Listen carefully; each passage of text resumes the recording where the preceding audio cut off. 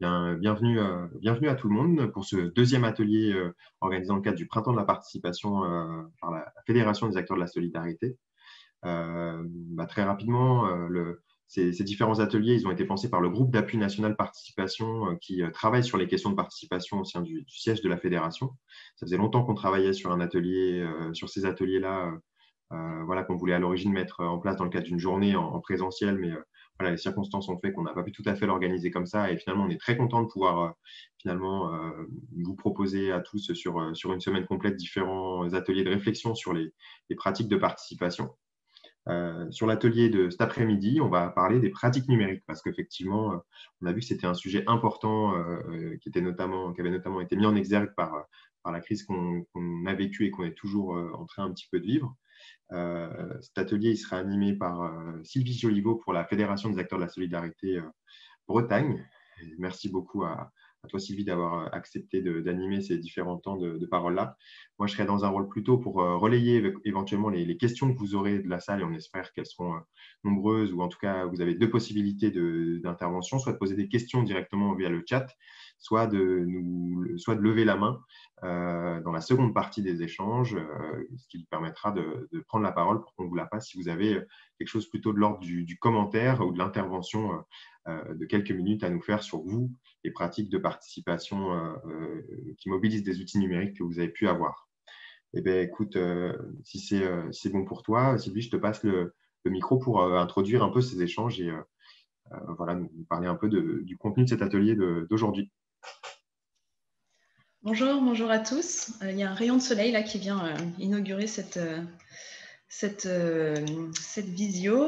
Donc en effet, cet échange là qui va commencer donc a lieu dans le cadre de la participation, comme l'a dit Adrien. Donc toute la semaine des visios vont avoir lieu un an avant la date anniversaire de la loi 2002 rénovant l'action sociale et médico-sociale, par laquelle le Code de l'action sociale et des familles avait acté la mise en place des CVS pour intégrer la prise en compte de la parole des usagers dans les établissements.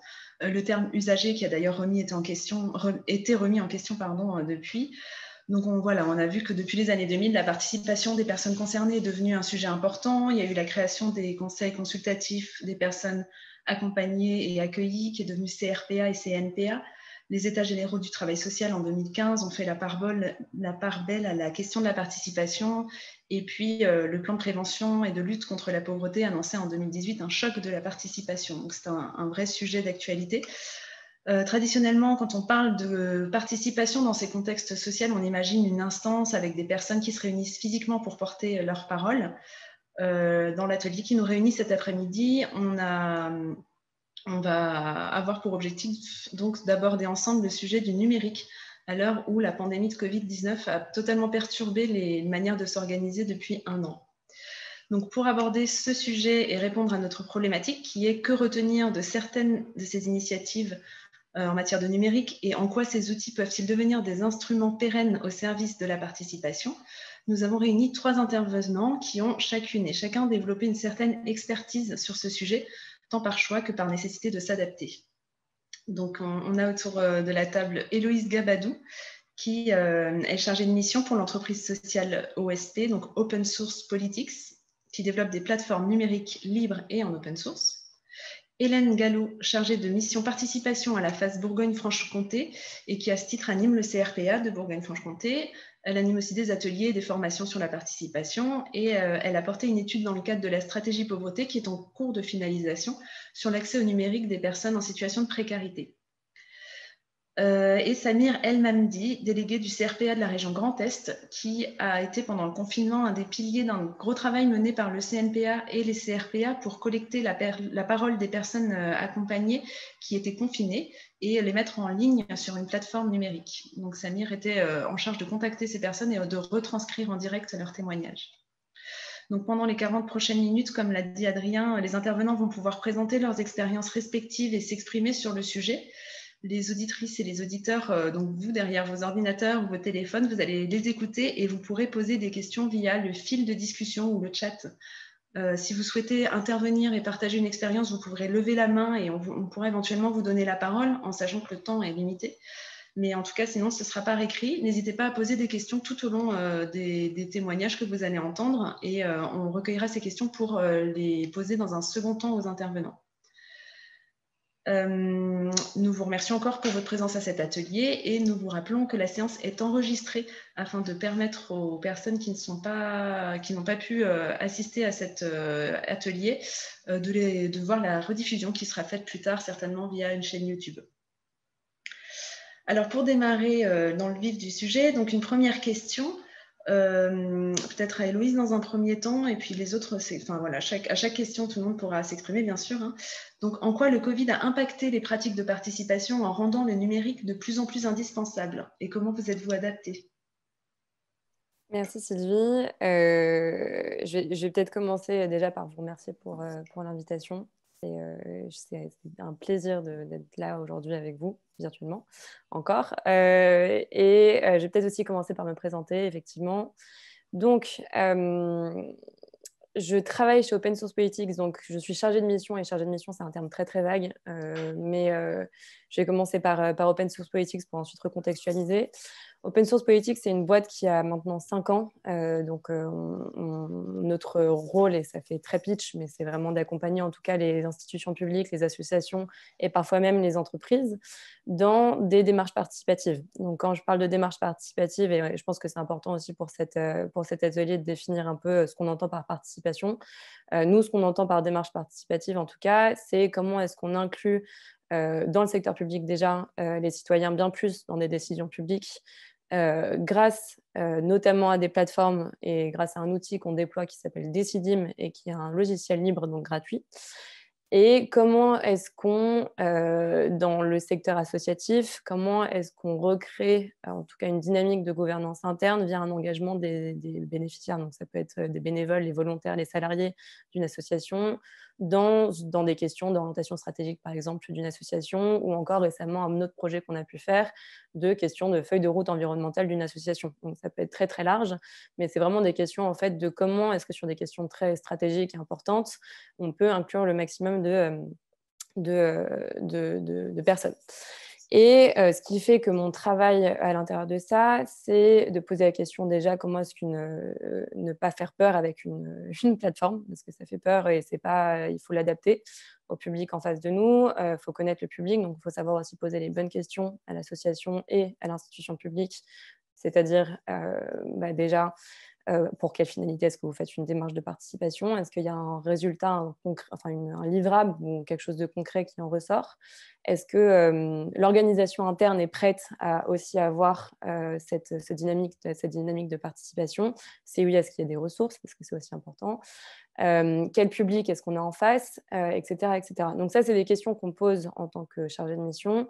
Et pour revenir du coup à la question de Sylvie, qui est comment est-ce que le Covid nous a impacté, ça a accéléré la demande de numérique, parce que des villes qui utilisaient des méthodes de participation beaucoup plus classiques et connues par tous, du coup malheureusement pour après, connues par tous, ont dû être mis numériquement. Et en fait, c'est là où il y a eu justement cette transition, où il y a eu beaucoup plus de pédagogie autour de l'outil qui a été demandé.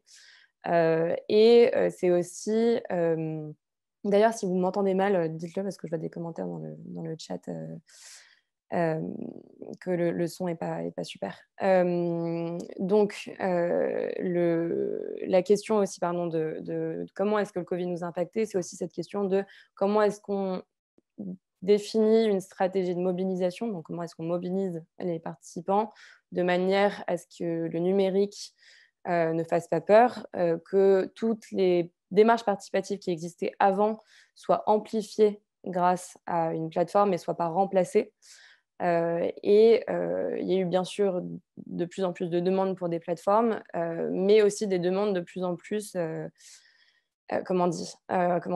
faites sous le côté impulsif, plutôt qu'on a pensé à de l'organisation interne, on veut une plateforme.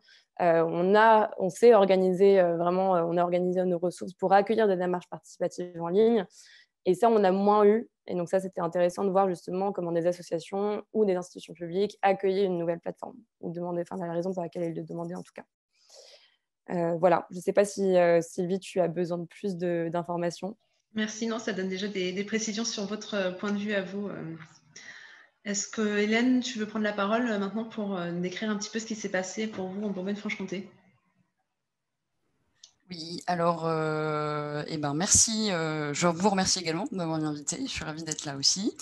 Donc nous, en ce qui concerne la Bourgogne-Franche-Comté, donc dans le cadre de la stratégie pauvreté, on a mené et on mène toujours, parce qu'elle n'est pas terminée, une enquête sur l'accès au numérique des personnes en situation de précarité.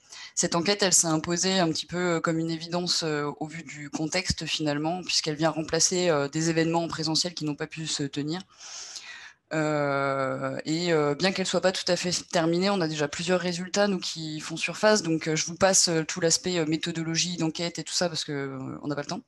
Mais globalement, voilà, on a fait passer des questionnaires à des professionnels, à des personnes concernées également. Et là, on est plus dans la phase qualitative, donc des entretiens. Au vu des résultats qu'on a déjà, on constate que l'accès au numérique des personnes qui vivent en centre d'hébergement, globalement, elle est plutôt compliquée.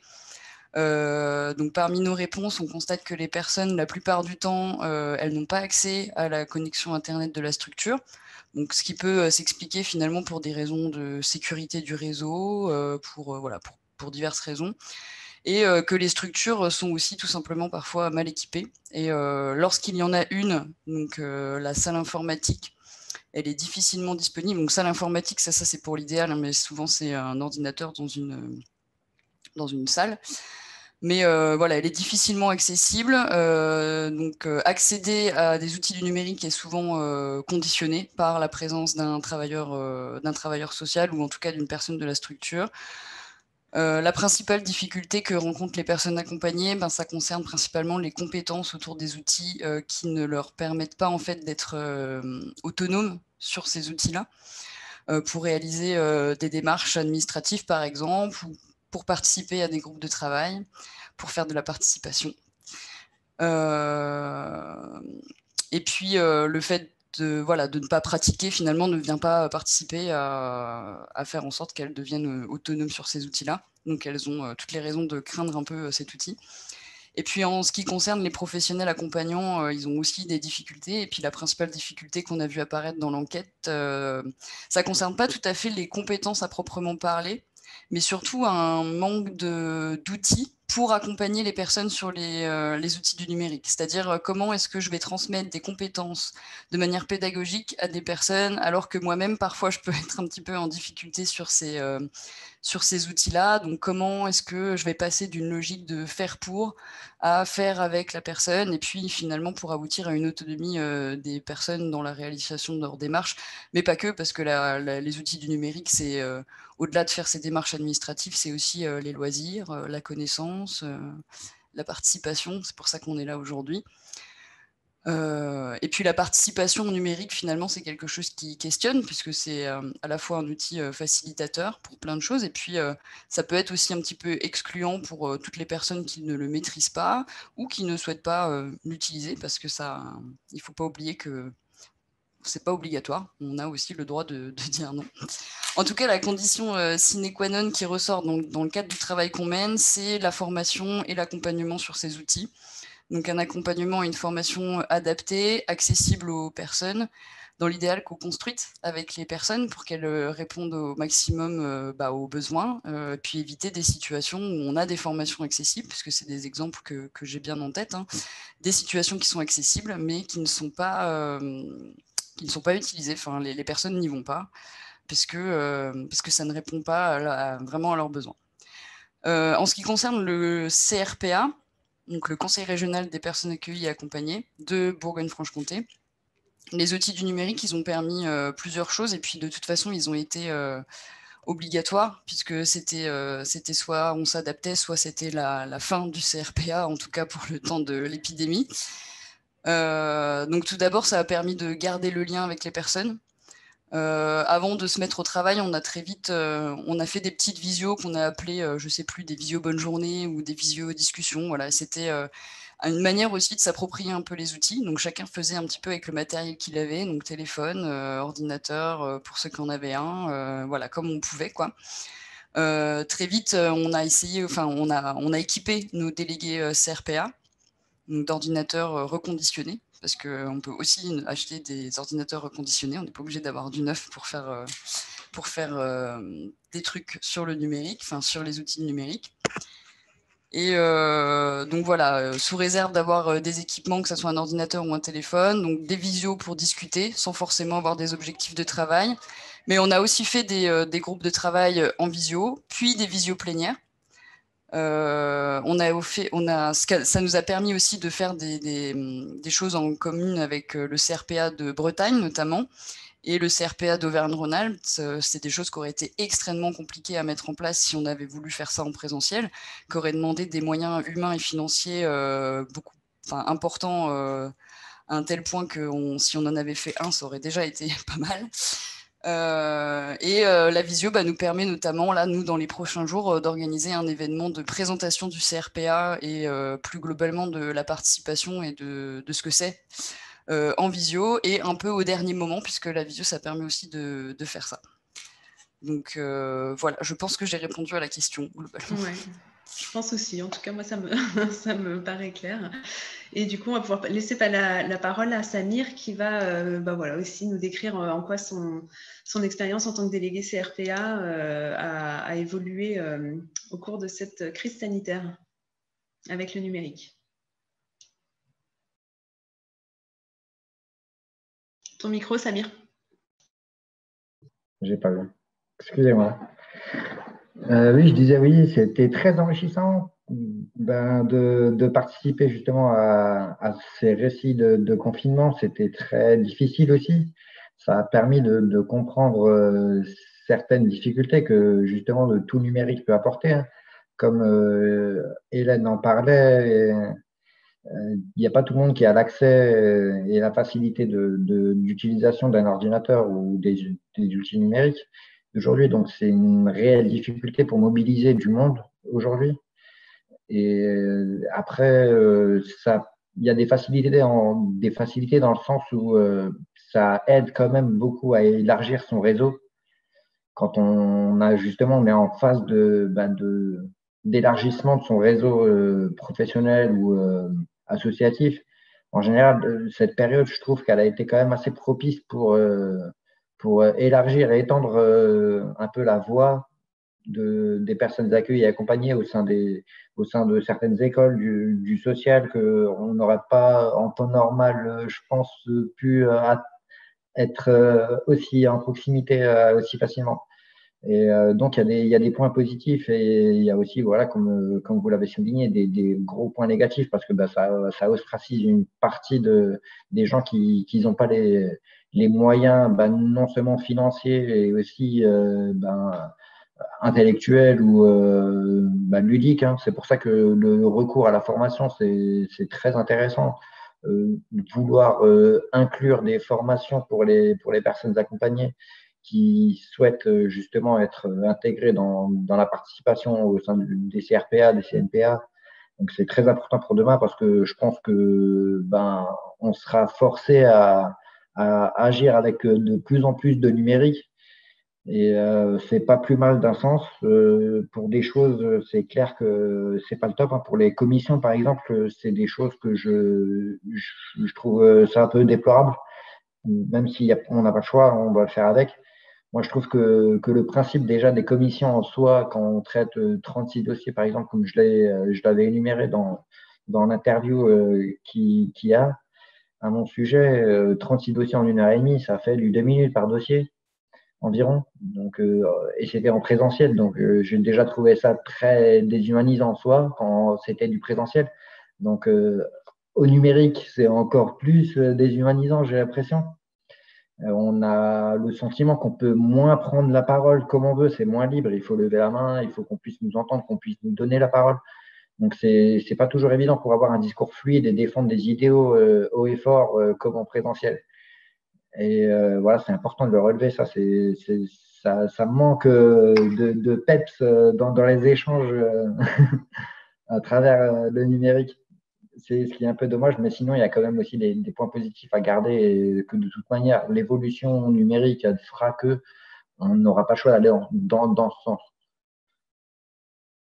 Voilà pour répondre à la question. Merci pour ce retour. Et du coup, peut-être que tu pourrais, on va pouvoir enchaîner sur la suite et sur de ce que tu disais. Du coup, quels seraient pour toi les plus gros points d'alerte pour concevoir une action de participation numérique, du coup?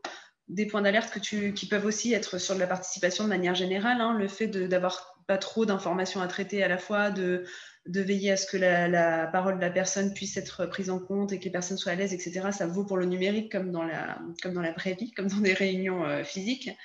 Mais voilà, donc tu en as pointé un de points d'alerte. Est-ce qu'il y a d'autres choses qui te viennent à l'esprit, des choses sur lesquelles veiller pour qu'une action de participation numérique se passe bien ou des La, méthodes que tu préconises? la valorisation, c'est aussi important. Il faut valoriser aussi la participation. Il faut faire en sorte que les personnes qui se donnent l'effort de participer déjà dans des instances comme le CRPA, pour moi, c'est déjà avoir quelque part un regard un peu politique. Donc, il faut déjà avoir certaines bases un peu liées déjà à ce domaine pour pouvoir être représentatif et rester un peu dans les lignes schématiques des combats qu'on a à mener. Parce que voilà, faut pas trop s'y perdre non plus. C'est facile de se perdre quand on a l'engouement, l'enthousiasme de porter la parole de certains. Ça a tendance à donner des aides qui est très positif. Moi, dans mon parcours personnel, ça m'a beaucoup aidé à prendre confiance en moi. Il y a énormément de positifs à la participation et c'est ça qu'il faut mettre en avant aussi. C'est tout ce bienfait que ça peut avoir pour les personnes accompagnées d'être eux-mêmes acteurs de leur propre projet quelque part. Et Et excuse-moi, pour la valorisation, pour la participation numérique, pardon, tu penses à une forme de valorisation en particulier? Tu penses que le numérique peut faciliter cette valorisation? à travers les formations, ouais, je pense. Parce que comme il y a un écart générationnel, il y a vraiment une génération qui est déconnectée des ordinateurs, du numérique. Et il y a une génération qui est née avec. Et je pense qu'il faudrait peut-être créer une passerelle entre les deux, justement pour que les plus jeunes puissent s'occuper de leurs aînés pour les aider à apprivoiser un peu mieux les outils numériques de demain. Et ça créerait en même temps aussi du lien social, quelque part. Ça donnerait aussi un peu plus de respect, parce qu'on voit bien qu'on est dans une société qui est en manque de valeur, quand même. On est en perdition dans ces domaines-là de valeur et de respect d'autrui. Donc, je pense qu'au sein des institutions, des foyers, c'est ce qui manque. Moi, j'ai remarqué quand j'ai vécu moi-même en foyer qu'il y avait une sorte d'isolement pour des personnes souvent âgées. Donc, ils sont reclus, eux, dans leur coin, et puis il y a les jeunes de leur côté. Les jeunes, ils font du bruit, les anciens, ils veulent plus de calme. Donc, si on arrive à se mettre d'accord pour que les jeunes, justement, ils mettent un peu de la main à la pâte pour aider les plus anciens à s'armer numériquement. Et je pense que naturellement, la bienveillance de l'être humain, il va faire que on prend un peu le papy avec un peu plus de respect, la mamie avec un peu plus de respect et vice-versa.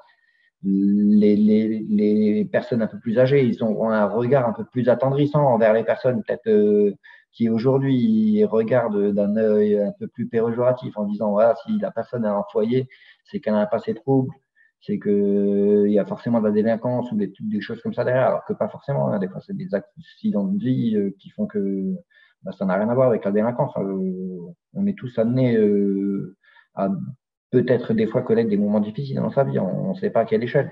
Mais voilà, la vie, c'est très ambivalent. Donc, ça peut être un prétexte numérique pour faciliter le lien dans des institutions ou en général. Merci pour cette proposition. Hélène, est-ce que toi, tu vois des conditions, des points d'alerte par rapport à cette participation numérique pour qu'elle se passe de manière plus fluide possible ou des méthodes à préconiser? Ouais, déjà, merci Samir. Et puis en plus, je te rejoins, puisque dans le cadre des premiers entretiens que nous, on a menés dans l'enquête, on a déjà eu des témoignages comme ça de personnes qui nous disaient « moi, j'ai plutôt des facilités ». Et au sein de ma pension de famille, par exemple, c'est souvent que je vais aider un tel ou un tel sur les outils du numérique. Donc pourquoi pas en fait formaliser ce lien qui se fait déjà de manière informelle, finalement. C'est tout c'est tous les questionnements qu'on a autour du travail pair finalement, mais il faudrait aussi valoriser tout ça autour des outils du numérique aussi. Enfin, pourquoi pas? En tout cas, c'est quelque chose qui est complètement possible. Il faudrait juste le formaliser.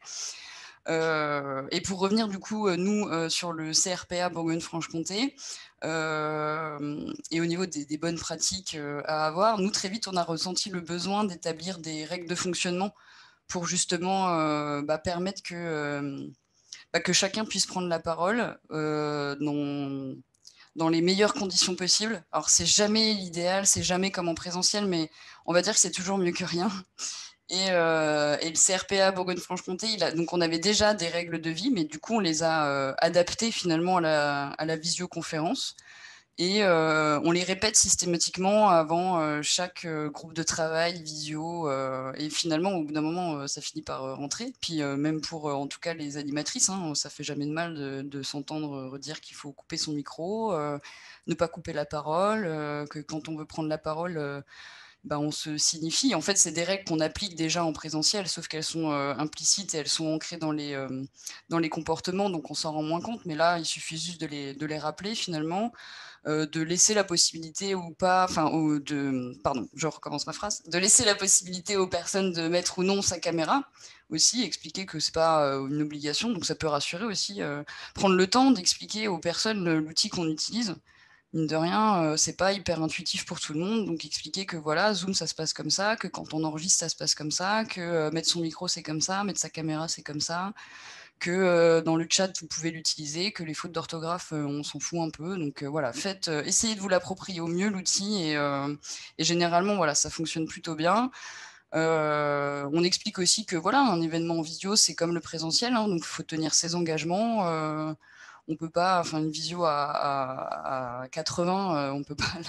Voilà, ils prennent la place de quelqu'un quand ils s'engagent sur un événement, donc il faut tenir ses engagements. Enfin voilà, c'est des petites règles en fait qu'il faut prendre le temps de réexpliquer, de représenter pour qu'elles soient respectées. Présenter l'outil pour le démystifier un petit peu. Et puis surtout, nous on utilise pas mal d'outils un peu sympas quoi, pour essayer que les visios elles soient un petit peu moins, que ça soit pas que de l'information descendante. Donc après on s'adapte aussi aux capacités et aux compétences de chacun, mais le partage d'écran c'est quelque chose qui fonctionne plutôt bien. Donc on pourrait, nous c'est ce qu'on fait beaucoup. Souvent moi j'ouvre un outil, je pense à Jamboard par exemple, qui est un outil Google qui vous permet de mettre des post-it sur un tableau blanc comme on pourrait faire en présentiel. Ça par exemple moi je l'ouvre, je fais un partage d'écran, ce qui permet de rendre un petit peu plus visible tout ce qui se dit avec les participants. Ça contextualise, ça donne de la visibilité aux propos, c'est pas juste des choses qui sont dites et puis qui seront peut-être ou pas enregistrées, c'est plus visuel. Les outils nous permettent aussi de travailler en petits groupes et ça c'est super bien. Nous c'est quelque chose qu'on utilise souvent pour quand on est 25, faire des petits groupes de travail, que les gens prennent le temps de se présenter, d'apprendre à se connaître. On travaille beaucoup mieux aussi comme ça. Puis en plus maintenant, il y a beaucoup d'outils qui sont disponibles qui permettent quand même de rendre les visioconférences un peu sympas et dynamiques. Donc là j'ai cité Jamboard, mais il y en a plein d'autres. Hein. Et puis après il y a plein de petits trucs à garder en mémoire. Par exemple, on va pas essayer de faire des réunions de 4 heures, quoi. On diminue la taille des réunions, on fait des pauses. Si on a l'habitude de faire un accueil café quand on fait des choses en présentiel, garder ce temps en fait pour chacun boit son café devant sa caméra, mais finalement garder ce temps pour apprendre un peu à se connaître, débriefer, prendre la température comme on dit. Il y a plein de petites choses comme ça à mettre en place qui peuvent rendre ce moment pas idéal mais un peu plus sympa, on va dire. Et puis voilà. Je sais pas si j'ai répondu à l'entièreté de la question, mais en tout cas, tu as donné des outils et on voit que dans les questions posées, ça réagit un petit peu pour en savoir plus. J'ai pas eu le temps de lire les questions. D'ailleurs, n'hésitez pas à continuer à en poser des questions aux intervenants. Encore une fois, on les reprendra on répond soit au fur et à mesure, soit on les reprendra en fin d'échange. Merci en tout cas pour ce partage.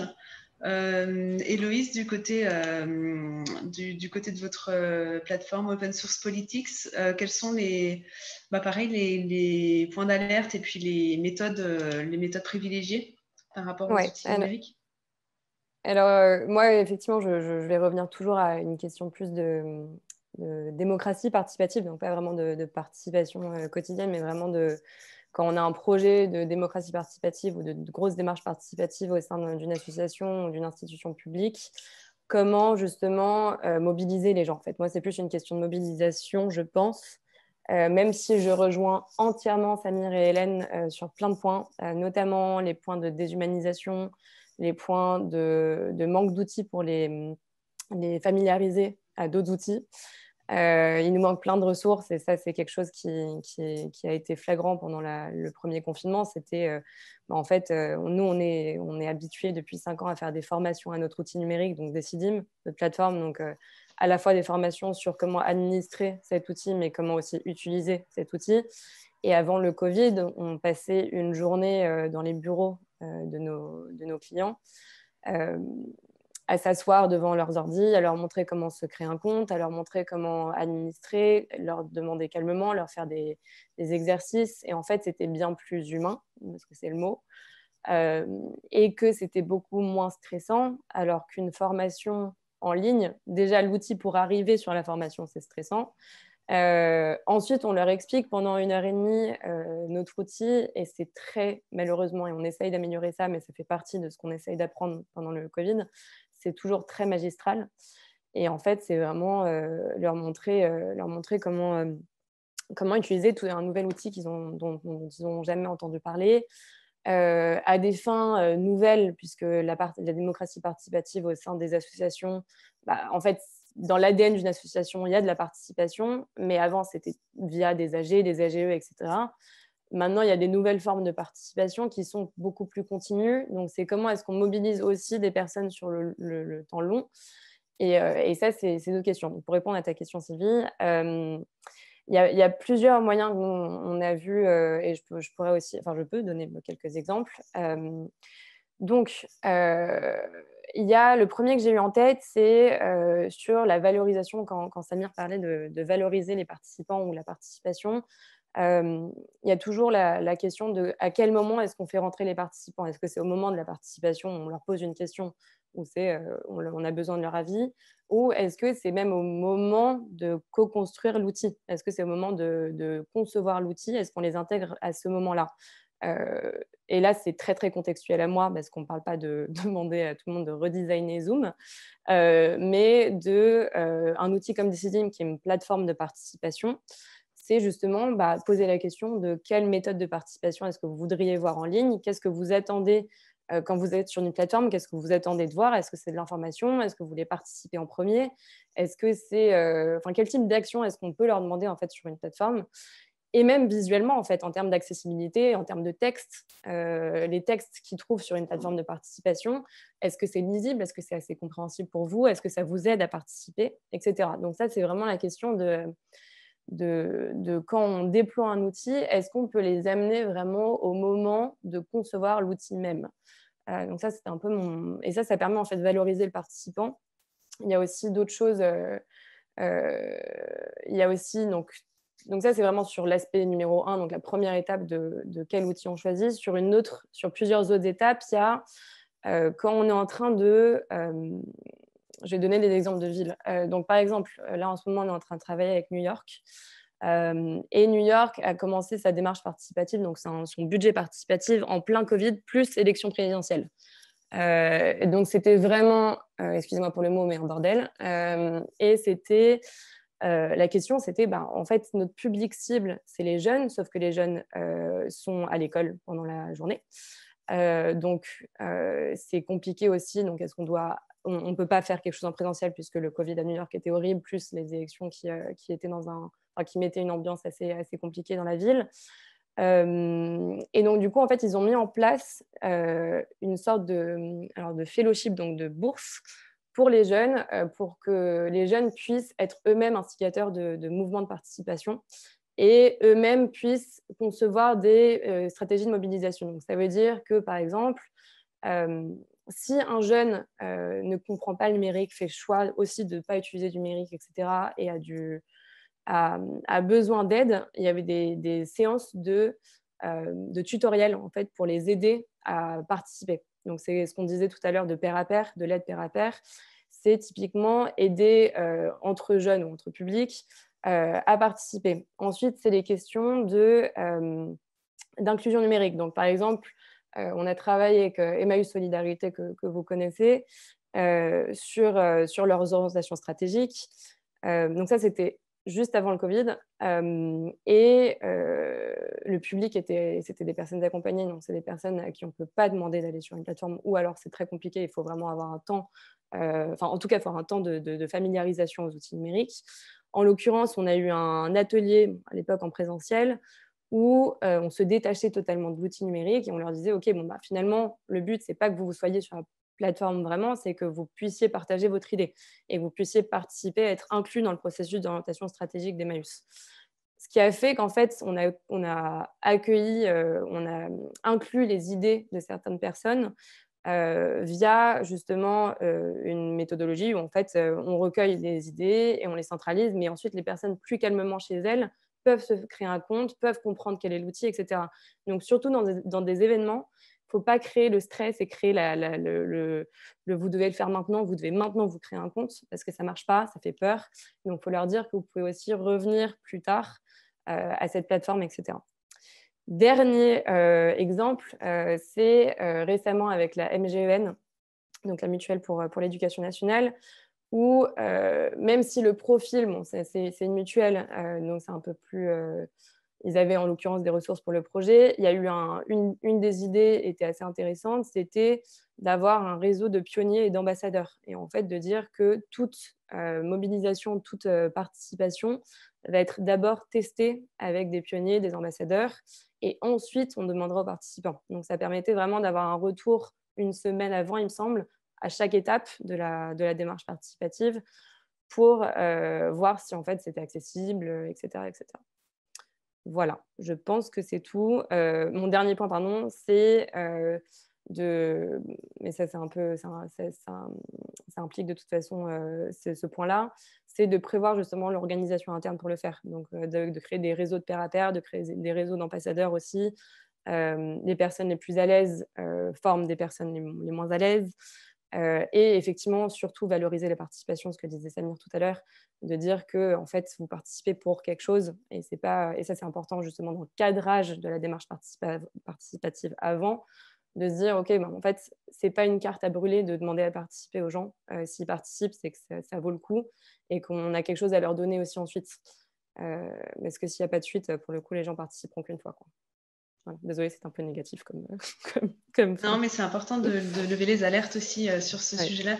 Merci beaucoup pour vos retours. Moi, ce que je retiens en tout cas là de ce que j'ai pu entendre, c'est à la fois les contraintes entre guillemets qu'il y a sur toute action participative, que ce soit numérique ou pas, mais c'est cette idée de se mettre à la place des personnes. Qu'est-ce qu'elles sont venues faire là? Qu'est-ce qu'elles en attendent pour faire en sorte que tout le monde soit bien motivé sur la durée? Et du coup, merci encore Hélène pour les outils. Moi, ce que je me dis aussi, c'est que au-delà de se dire il faut le numérique, il faut mettre en place des choses et vite on y va. Là, on voit les questions de qu'est-ce que c'est ces outils, comment ça s'appelle, je vais essayer. Je pense que c'est important d'avoir dans l'équipe de ceux qui vont mettre ça en place quelqu'un qui a une appétence un peu pour ces outils-là, parce que même si c'est assez facile d'accès et que c'est ludique de faire des post-it, etc., mais c'est un peu comme les post-it en vrai, quoi. Tout le monde n'est pas animateur de réunion. Les post-it, moi j'ai entendu depuis que je suis animatrice des gens qui en ont ras-le-bol des post-it, j'en ai entendu à l'appel qui pensent que ça n'a pas d'intérêt, etc. Et ce sera la même chose sur le numérique, je pense. Donc voilà, essayer d'avoir la personne qui est un peu en veille sur ces petits outils-là, qui aime bien se tenir un petit peu au courant ou accéder souvent c'est des outils par exemple Jamboard dont tu parlais, qui est un peu la même chose que Klaxoon. Il y a aussi le mural de Teams. Enfin voilà, tous les outils maintenant ont commencé à développer un peu leurs outils participatifs comme ça. Ce sont des outils sur lesquels les personnes peuvent contribuer même après qu'une réunion soit terminée. Donc ça veut dire avoir le réflexe de temps en temps d'aller voir si quelqu'un a apporté une idée ou si quelque chose a évolué sur le document partagé, etc. Et donc voilà, on ne s'improvise pas non plus, je pense, animateur de ce type d'outils comme on ne s'improvise pas animateur de manière générale. Mais voilà, je pense que c'est aussi peut-être une alerte à à entendre cette question d'avoir quelqu'un qui ait l'appétence pour ça. Et j'ai envie aussi de rajouter qu'il existe des structures qui sont spécialisées dans la formation, de la même manière que vous, Open Source Politics, vous appuyez les acteurs à mettre en place une plateforme participative. Quand tu parlais de Decidim, ça me faisait penser à la ville de Barcelone, par exemple, qui a été une des premières, je crois, à utiliser cette plateforme et qui a fait toute la plateforme en catalan pour s'assurer que ça répondait bien aux attentes des habitants de Barcelone. Ben, voilà, ils parlent français et catalan, donc on fait dans les deux langues. Enfin, c'est aussi répondre aux attentes. Enfin, quand tu parles de répondre aux attentes. C'est Barcelone qui a créé Decidim, effectivement, et c'était un mouvement qui a totalement, pardon pour le mot, disrupté la manière dont fonctionnait la ville, parce que c'était justement comment est-ce qu'on... C'est le premier projet qu'ils ont fait, c'est le plan d'action municipal, donc avec les citoyens de Barcelone. Et en fait, comme c'est un logiciel libre, donc je ne sais pas si vous voyez ce que c'est, mais un logiciel libre, c'est-à-dire que le code tout le code qui constitue en fait une plateforme est publié en ligne, d'où le gratuit. C'est que n'importe quelle ville et n'importe quelle association, n'importe quelle qui a des compétences techniques, c'est important, peut justement installer Decidim, l'utiliser pour son propre projet, etc. Et c'est en fait tout un mouvement qui vient du municipalisme qui justement veut mettre en avant une autre forme de numérique anti-GAFAM, entre guillemets, pour justement la participation. Oui, il y a tout un volet militant anti-GAFAM, donc les GAFAM, c'est Google, on est assez militant, Facebook, etc. Et voilà, et l'idée, c'est que tous les contenus soient réutilisables par des personnes qui savent, bien sûr, qui s'y connaissent en informatique, mais soient réutilisables et accessibles. Voilà. En tout cas, ce que je voulais comment je voulais rebondir sur ce que vous aviez dit. Avant d'aborder la dernière question, avant de pouvoir reprendre aussi les questions des participants, hein, j'ai bien en tête qu'il y a des questions et vous pouvez continuer à en poser. Donc la dernière question qui est: comment voyez-vous à l'avenir ces usages du numérique se développer dans le temps ? Est-ce qu'on va aller vers du tout numérique? Est-ce qu'on va aller plutôt vers du retour à la normale et le numérique va passer à la trappe? Ou est-ce qu'il va y avoir plutôt une conciliation entre le physique et le réel? Enfin, en tout cas, le physique. Donc, Hélène, peut-être, je ne sais pas comment toi tu vois les choses pour le CRPA de Bourgogne-Franche-Comté, par exemple. Oui, bah après, je vais être assez rapide puisque je vais dire des choses que j'ai déjà un peu dites dans les deux premières. Mais globalement, la température du CRPA de Bourgogne-Franche-Comté, c'est que c'est important de revenir en présentiel parce qu'en effet, on ne crée pas les mêmes liens.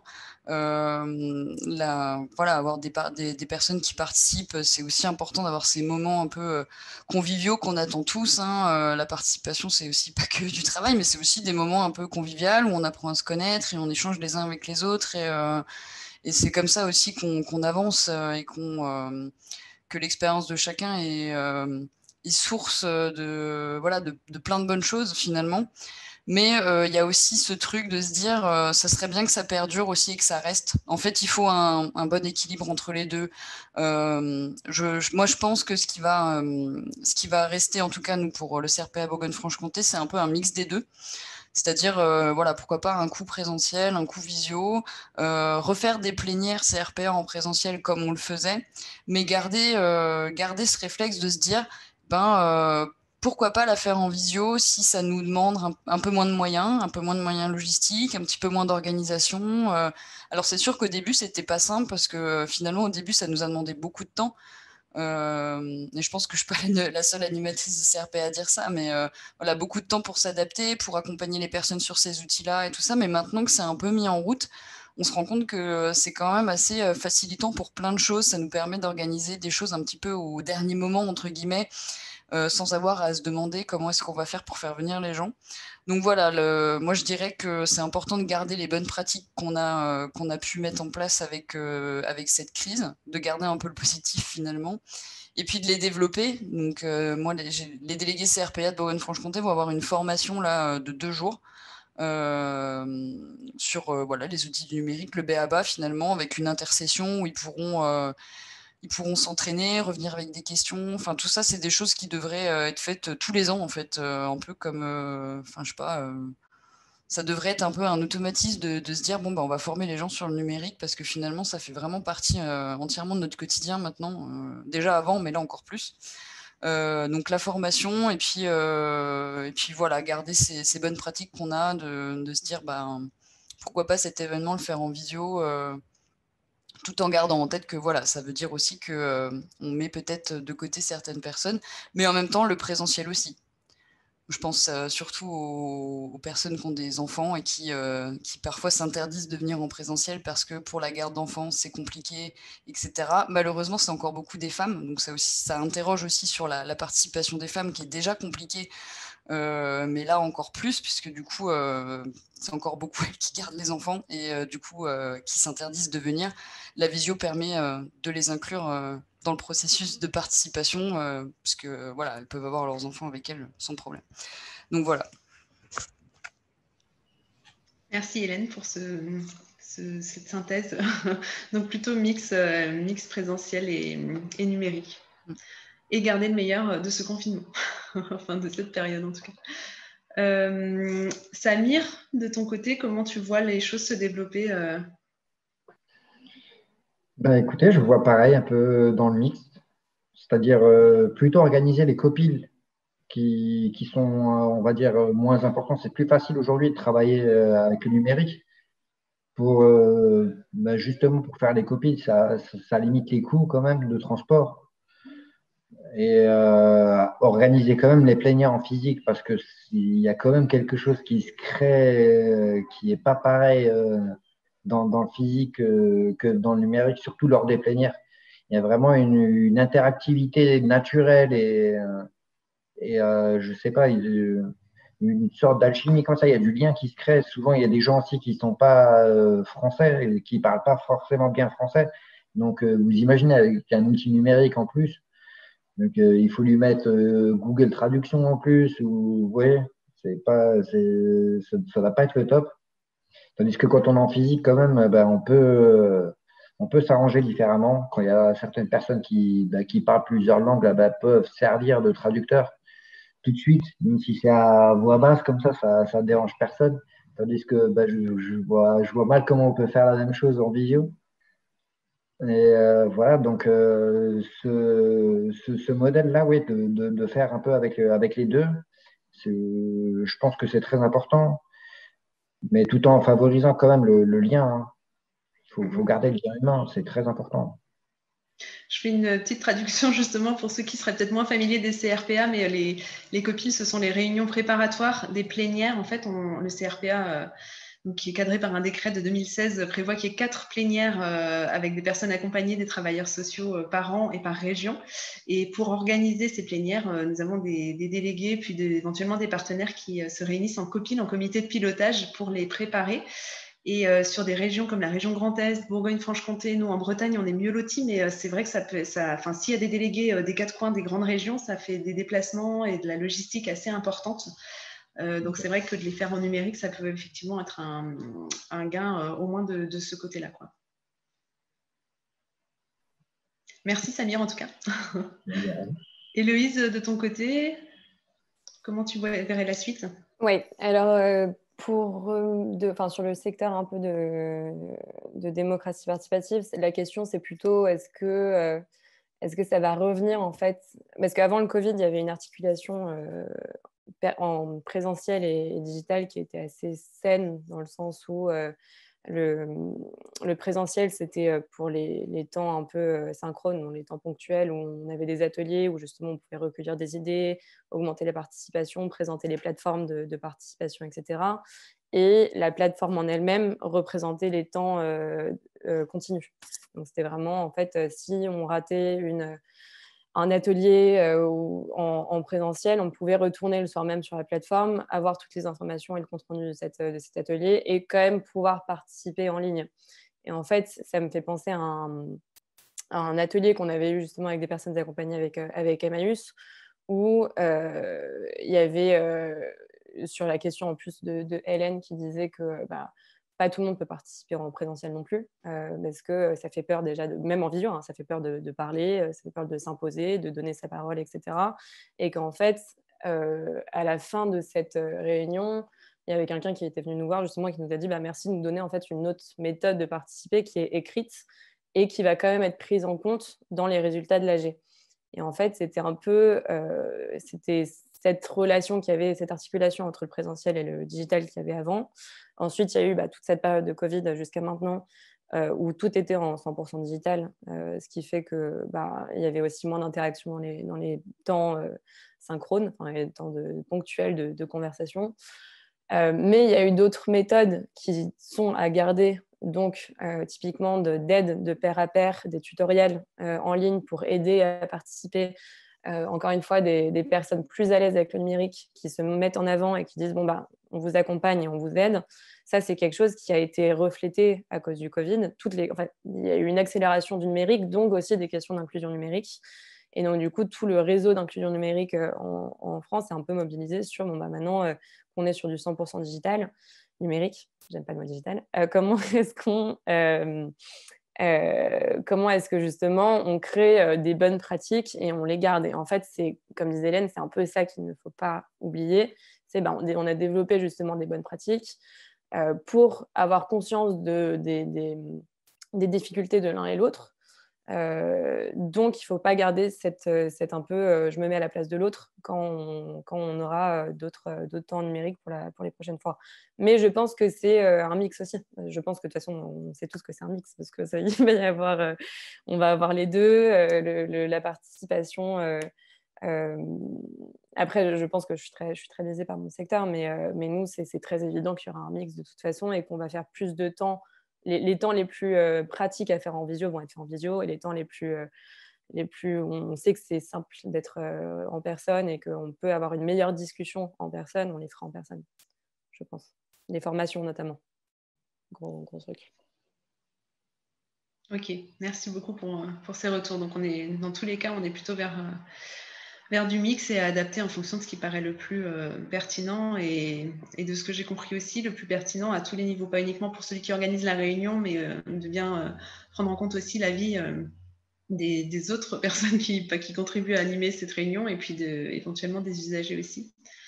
Et puis du coup, effectivement, cette horizontalité dont on parle beaucoup dans la participation de se mettre au même niveau que les personnes et de ne pas faire à la place ou parler à la place sans avoir repris le temps de recueillir réellement la parole des uns et des autres, c'est encore presque plus vrai dans le numérique parce que quand on est parti dans le numérique, on est un peu dans son tunnel, quoi, on lance des actions et puis hop, c'est parti et on ne peut plus trop prendre en compte et s'arrêter en cours de route comme on peut peut-être plus facilement le faire en présentiel. Et du coup, c'est vraiment important d'avoir pris ce temps-là de recueillir les appétences, les envies et les intérêts des uns et des autres, quoi, même si ça prend du temps.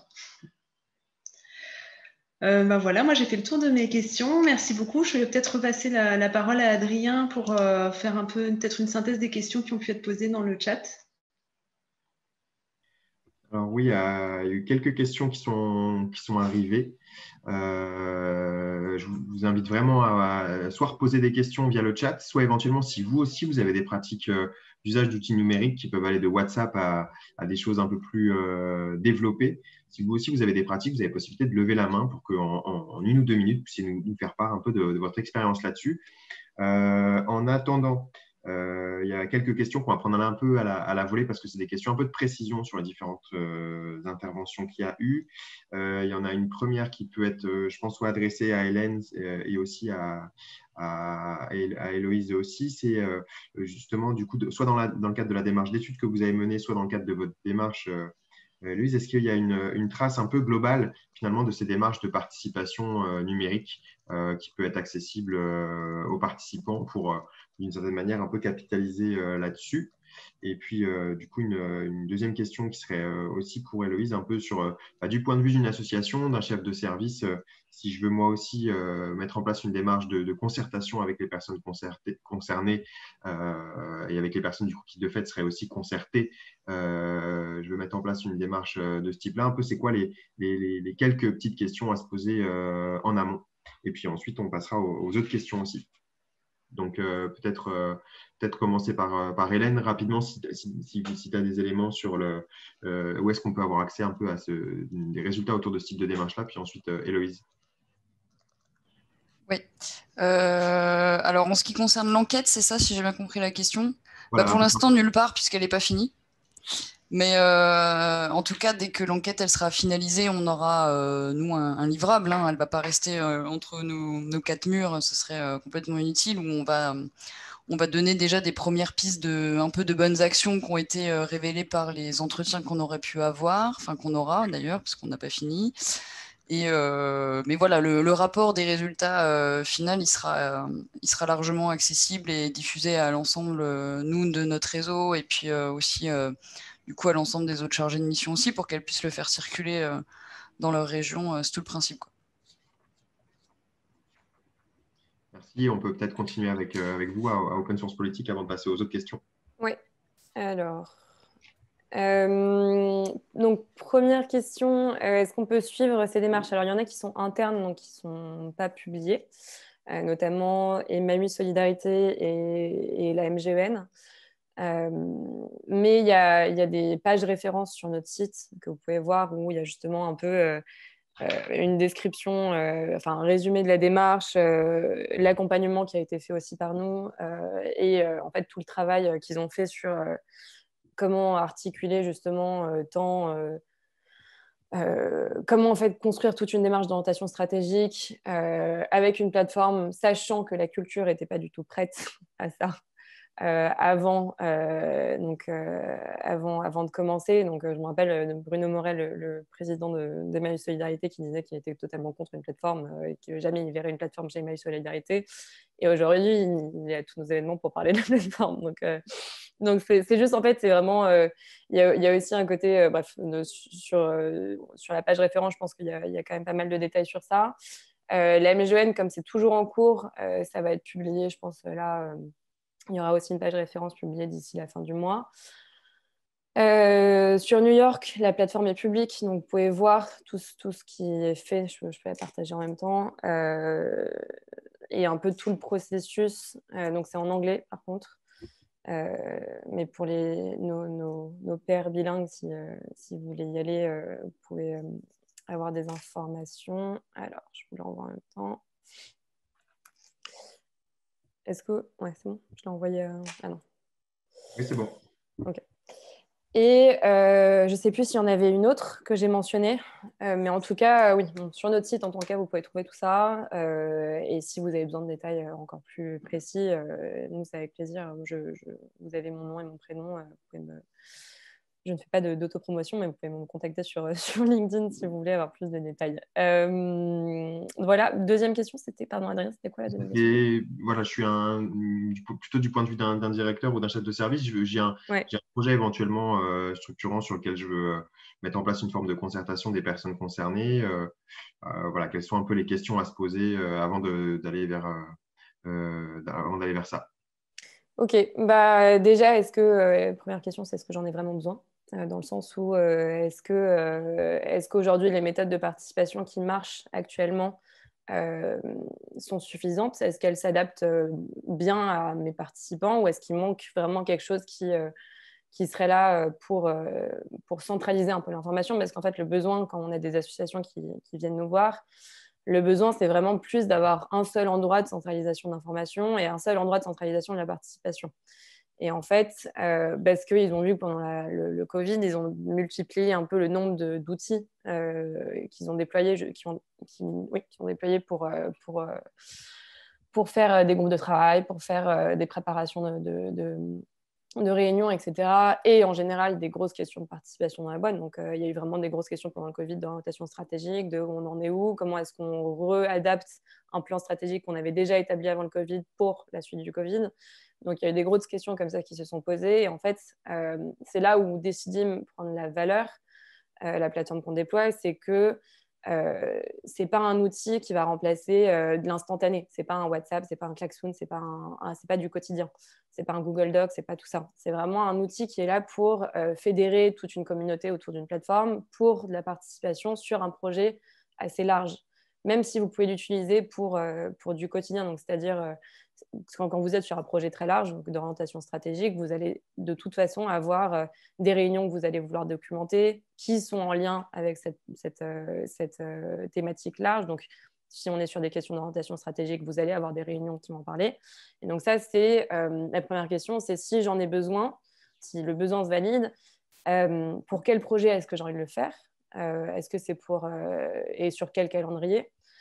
Quel est le public que j'ai envie de cibler. Donc, est-ce que c'est une partie de l'association? Est-ce que, par exemple, c'est que les bénévoles? Ou est-ce que c'est les bénévoles, les salariés, les volontaires, les partenaires, etc. Donc, c'est vraiment cadrer, en fait, toute cette partie. Et ensuite, c'est quelle est l'organisation interne que je vais pouvoir faire pour accueillir une plateforme de participation. Et quand je dis ça, ce n'est pas que accueillir un outil, mais c'est une différente manière de faire de la participation. Donc, c'est de la réorganisation autour de la participation. C'est se dire, bon, bah, si on enclenche une démarche de participation très, très longue, bah, qui va évaluer des propositions, comment est-ce qu'on va mettre en place ces propositions, quelle légitimité politique, entre guillemets, on a au sein de l'association pour le faire, quelles ressources de communication est-ce qu'on a pour mobiliser les gens, etc., etc. Donc ça, c'est que des questions en fait un peu pratiques sur l'organisation interne. Pardon, je suis longue. Et la dernière question, c'est une fois qu'on est organisé en interne et qu'on a ce réseau qu'on a valider ce projet, comment est-ce qu'on utilise aussi, comment est-ce qu'on déploie une stratégie de partenariat et de mobilisation, c'est un peu la même chose, pour que notre public participe et qu'on ne fasse pas peur à notre public. Et ça, c'est typiquement ce qu'on disait tout à l'heure de réseau d'ambassadeurs, de réseau de pionniers, de réseau de pairs, etc., etc. Voilà. Merci beaucoup, Héloïse. On continue un petit peu dans celui-là. Il y avait une question qui arrivait à la fin, mais qu'on peut peut-être adresser à Samir là, cette fois-ci. Est-ce que d'après toi, pour mettre en place une démarche de participation en ligne, il faut que le collectif, le groupe, il soit préexistant, qui est par exemple un CVS ou un CRPA, ou on peut imaginer des démarches où, via le numérique, on fonctionnerait autrement. Éventuellement, on irait vers des personnes qu'on ne touche pas via ces instances ou ces groupes préalables. Est-ce qu'il y a besoin d'avoir un groupe préalable? Je pense pas qu'il y a besoin d'avoir un groupe préalable, mais c'est vrai que d'ouvrir les CVS à avoir une sorte d'outil numérique ouvert, limite H24, où il peut poser des doléances dedans ou des questionnements qu'il peut avoir. Moi, je trouve ça très pertinent parce que pour beaucoup, ils agissent dans l'anonymat, du moins, ils veulent garder l'anonymat en tout cas, où ils n'osent pas de dire des choses aux yeux et au regard de tous. Et en vrai, ils ont des choses très pertinentes à souligner, hein. Et donc, c'est dommage de se couper d'une partie des personnes concernées qui se sentent pas plus concernées que ça parce que justement, il y a un regard d'autrui qui est dérangeant ou qui fait effet miroir quelque part. Donc, moi, je trouve que c'est très, très important ça de pouvoir avoir une plateforme comme ça, même au sein du CRPR, hein, c'est pareil, hein. C'est avoir un outil communicatif qui maintient de garder du lien constamment et d'alimenter en fait un questionnement permanent. Ça serait très intéressant ça. Est-ce qu'à rester là-dessus, on a parlé un peu du rôle des ambassadeurs. Toi, quelque part, tu as joué ce rôle-là dans le cadre d'une plateforme en ligne. Et est-ce que tu vois qu'il y a aussi certains risques, certains écueils à prendre en compte Mais carrément. Carrément. Là, notamment, c'était sur une campagne où il fallait faire de la réception de récits des personnes qui vivaient le confinement au sein des foyers et pas que, hein. Donc, on avait donc une liste de personnes qui étaient certes dans les foyers, mais on avait le choix de pouvoir communiquer avec d'autres personnes qui n'étaient pas issues de foyer, mais qui vivaient aussi le confinement difficilement. Et c'est vrai qu'il faut s'accrocher, il faut avoir les reins solides, comme on dit, pour encaisser le choc de ce qu'on entend des fois. Et moi, personnellement, j'avoue que je suis rentré, c'était difficile d'entendre certains discours et certains vécus de personnes. On a le sentiment d'avoir, du moins le sentiment d'impuissance, un sentiment limite je l'avais dit déjà, hein, c'est pas que de l'impuissance, on se sent démuni dans le sens où on sait qu'on devrait limite appeler la police pour aider la personne, mais comme ça reste anonyme, on sait qu'on doit pas. Et donc, c'est de la non-assistance à personne en danger quelque part. Et ça nous met dans une posture qui est difficilement, des fois, encaissable.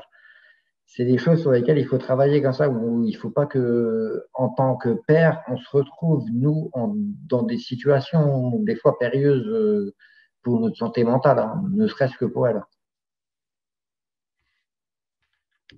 Eh bien, merci beaucoup. Ouais, je continue. Et là, je me permets de. Juste là c'était le contexte particulier où tu recueillais la parole de personnes, hein, c'est ça? Exactement. Oui. Oui, où du coup, il y a effectivement la difficulté de pas pouvoir réagir. Ok, pardon, c'était pour préciser. Et je voulais aussi revenir sur une question qui est apparue et que je voulais poser également par rapport à l'idée si on a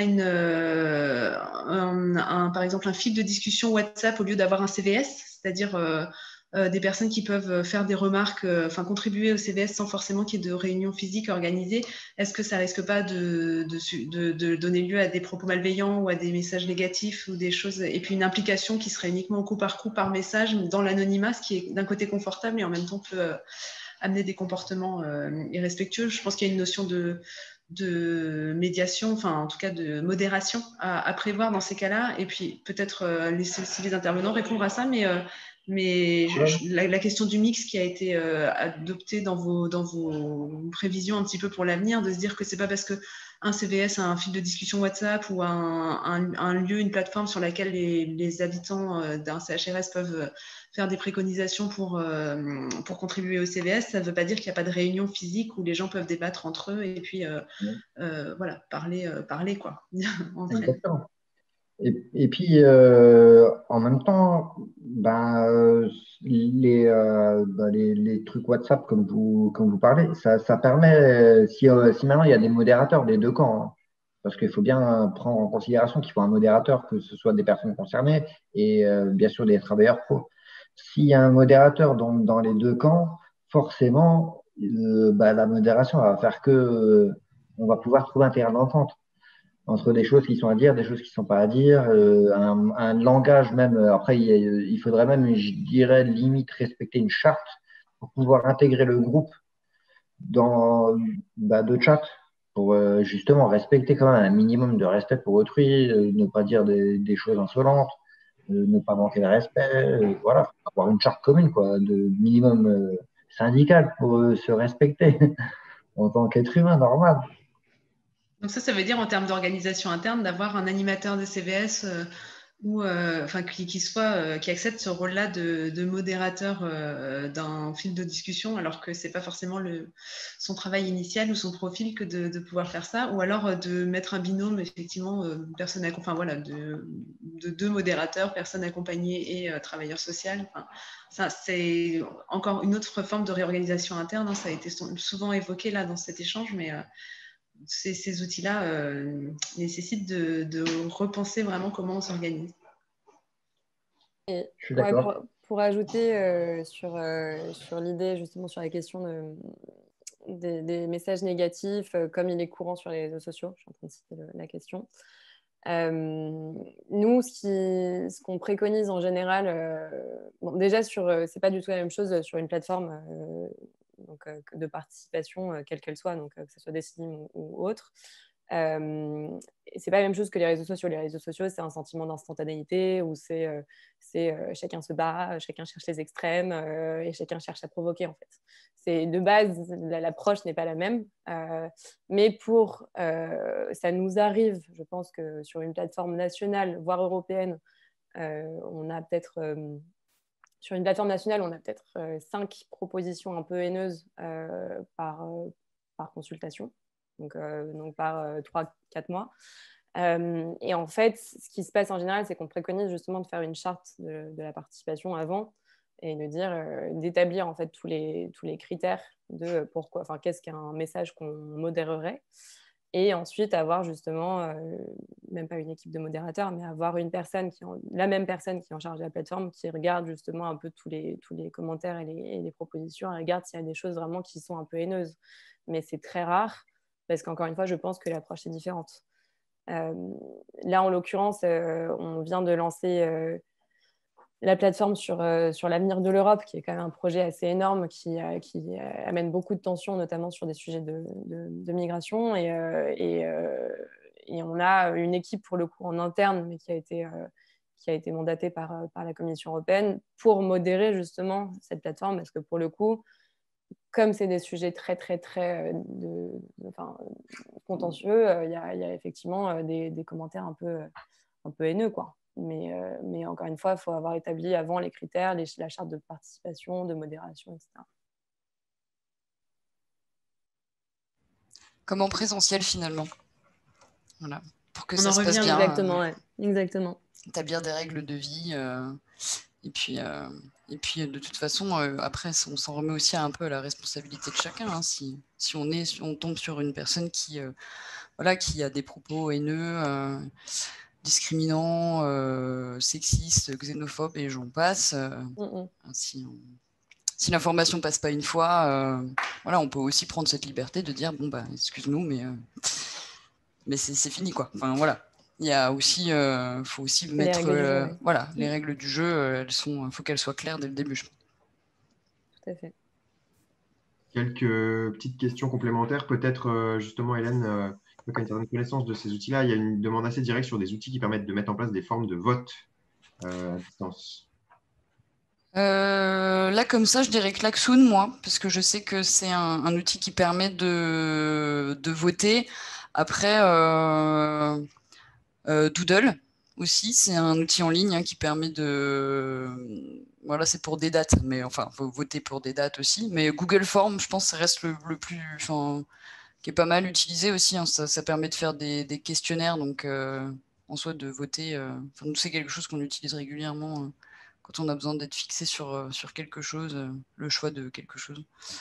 Et Framadat pour la version libre. Voilà, merci Sylvie. Je vois qu'il y a une question sur des exemples de chartes aussi, et c'est vrai que Hélène, tout à l'heure, tu citais l'outil que vous aviez mis, enfin les règles que vous aviez mises en place dans le cadre du CRPA. Je pense que ce sera bientôt accessible tout ça sur le site du CRPA, mais qui n'est pas encore, qui est CNPA, CRPA, qui est presque en ligne, mais pas encore tout à fait. Après, je pense que peut-être ça peut se trouver sur Internet, tout simplement sur Google, en tapant exemple de charte du bon usage des réseaux sociaux ou d'un outil numérique. Je ne sais pas si toi, Héloïse, tu as des exemples de chartes mises en place dans le cadre de Decidim, par exemple. Ouais, bah, y a effectivement, en général, c'est écrit par l'association parce qu'ils ont des chartes un peu spécifiques. Mais on retrouve un peu tout le temps les mêmes choses de pas de messages haineux, racistes, sexistes, etc. Et ça fait partie, pour ce qui est de comment cette charte est acceptée, en général, on peut aussi les mettre dans les CGU, dans les conditions générales d'utilisation de la plateforme, pour qu'ils puissent, justement, les participants puissent les accepter quand ils arrivent sur la plateforme. Mais là, maintenant, j'ai pas de chartes qui, en fait, sont publiques, parce que c'est souvent des consultations internes et je ne peux pas trop partager, mais je suis sûre qu'effectivement, il y a plein de templates en ligne sur les chartes et vous pouvez vous en inspirer, quoi. Et puis moi, après, si on est dans un esprit en effet de choses participatives, le mieux et le plus efficace pour que les personnes aussi s'en imprègnent, c'est de finalement prendre ce temps avec elles, de les construire ensemble, hein. De construire ces règles de vie ensemble pour que chacun aussi puisse évoquer ce qui lui semble le plus pertinent, parce qu'en fonction des expériences de chacun, on va pas tous avoir les mêmes idées sur les choses à inclure dans ces règles de vie. Donc voilà, moi je trouve que le plus intéressant, c'est de les construire avec les personnes, et s'il faut les reconstruire à chaque fois, parce qu'on a des personnes différentes, le faire. Je pense que c'est essentiel. C'est hyper important, ouais. Je suis d'accord. Et pour un exemple, là, il y avait l'Université Paris-Est-Créteil qui a fait un super projet de charte d'égalité homme-femme dans la participation, justement, mais qui l'a fait en participant. Donc, justement, elle a fait... en fait, ça revient à la question de quand est-ce qu'on inclut les participants et à quel moment, à quelle étape de la participation. Donc, est-ce que c'est au moment où on leur pose une question ou c'est au moment où est-ce qu'on construit tout le cadre de la participation? Et ça, c'est une question hyper intéressante. Si je peux rajouter, moi aussi, j'ai eu la chance de participer à la rédaction, à la réflexion d'abord et à la rédaction donc, de la charte commune du logement d'abord à Mulhouse. Et donc, j'ai vu tout le processus, donc comment ça se réalise une charte et justement ce travail qui est en commun. Et c'est vrai que c'est très important de prendre tous les parties ensemble, de pouvoir avoir ce temps de réflexion, d'échange en commun. C'est vraiment ça qui consolide vraiment une charte solide pour avoir. Après, là, c'était dans le cadre du logement d'abord, donc c'était pour instaurer quelque part une politique commune au sein de toutes les associations agissantes dans ce projet à Mulhouse. Donc, c'était déjà plus ou moins cadré dans ce sens. C'était assez facile, on va dire. Mais voilà, ça reste un peu dans le même dans le même profil, quoi. À partir du moment où on prend en considération toutes les voies existantes et on les met en résonance avec tout le monde et tous dans le même sens, ça file, hein. Il n'y a pas de raison. Et ça me fait penser à un dernier exemple. On attend. C'est les centres sociaux connectés. Je ne sais pas si vous connaissez, mais c'est justement en fait sur la question de à quel moment inclure les citoyens et les participants et comment est-ce qu'on construit en fait les règles du jeu avec eux et elles. En fait, les centres sociaux connectés, donc, qui sont à ma connaissance à Lille, on crée on fait le pari de dire tous les outils qu'on va développer numériques vont être construits avec les citoyens. Et en fait, c'est là où c'est hyper intéressant parce que c'est penser de A à Z un outil et ça fait aussi partie de la valorisation des participants, c'est ne pas penser qu'ils ne peuvent pas participer justement au design de l'outil en lui-même. Donc voilà. Et du coup, après, ils participent beaucoup plus parce qu'ils sont là depuis le début, quoi. Donc, exact. Et c'est intéressant aussi, je pense, parce que ça enlève un peu le côté magique de c'est numérique, donc tout est parfait et il ne peut pas y avoir de bug ou on ne peut pas le modifier une fois que l'outil est fait, il est définitif, etc. Et un outil nous tombe dessus. C'est ça, la peur, c'est l'outil qui nous tombe dessus. Donc, je fais l'avocat du diable de ma propre plateforme, mais c'est important, quoi. Mais il semblerait qu'on ait fait un peu le tour des différentes questions qui sont posées. On va arriver tranquillement à la fin de cet atelier. Je n'ai pas d'autres perceptions de questions de la salle. Peut-être que Sylvie, tu en as vu d'autres passer, mais il me semble qu'on a fait à peu près le tour de celles qui étaient posées. Il y a eu des contributions. Voilà. Je pense qu'on va peut-être relever toutes les propositions qui ont été faites d'outils, etc. Je pense pour les garder quelque part parce que c'est assez intéressant. Mais il n'y a plus de questions, je ne crois pas. Bon, bah, c'est un sujet qu'on va continuer à suivre de manière assez attentive, vu qu'on est aussi en réflexion, comme tu disais, sur le site internet, sur l'idée d'un outil de participation pour les personnes qui participent au réseau CRPA, CNPA. Donc, n'hésitez pas à suivre un peu l'actualité en région et au national du réseau Conseil régional des personnes accueillies et accompagnées et Conseil national des personnes accueillies ou accompagnées. Et puis, voilà, c'est un sujet à suivre. Je pense qu'on y reviendra, notamment dans un an, quand on sera dans ce cycle sur les 1 an de la loi 2002. Mais voilà, c'était le deuxième atelier. Il me semble qu'on a réussi à faire un petit tour de cette question-là, mais il y a encore beaucoup à réfléchir sur ces outils-là. Voilà, merci beaucoup à vous quatre. Et puis, voilà, on continue demain avec différents ateliers, notamment le premier sur la question de ouvrir la participation sur l'extérieur, comment faire de la participation et réfléchir à la participation quand on est en hors les murs, finalement, sur la question du quartier, de l'environnement. Mais voilà, d'ici là, je vous dis à demain. Et voilà, merci encore à toutes et à tous de votre participation à cet atelier. À très bientôt alors. Merci. Merci beaucoup. À bientôt. Ça marche. Merci à tout le monde. C'était un plaisir. Ouais. Merci beaucoup.